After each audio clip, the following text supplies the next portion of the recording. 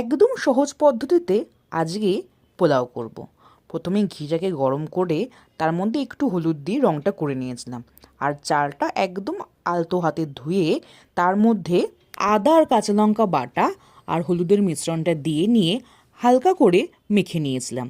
আর তারপর উপর দিয়ে ছড়িয়ে দিয়েছিলাম সামান্য গরম মশলা গুঁড়ো। এরপর কড়াইতে তেল গরম করে তাতে তেজপাতা, কাজু, কিশমিশ, লবঙ্গ, এলাচ আর দারচিনি ভালো করে গরম করে নিয়েছিলাম। আর তাতে দিয়ে নিয়েছিলাম সেই চালটা। তো পোলাও রান্না করার আসল জিনিস হচ্ছে এই জলের পরিমাপটা। সহজ ভাষায় মনে রাখতে গেলে 1 কাপ চাল নিলে 2 কাপ জল, ব্যাস। এরপর পরিমাপ মতো নুন, চিনি আর লঙ্কা দিয়ে ঢেকে রাখলেই ব্যাস, জল শুকিয়ে গেলেই রেডি পোলাও। আমার তো ভীষণ পছন্দর কম্বো পোলাও আর চিকেন। তো তোমাদের কার কোনটা ভালো লাগে সেটা কিন্তু অবশ্যই কমেন্ট করে জানাতে ভুলবে না।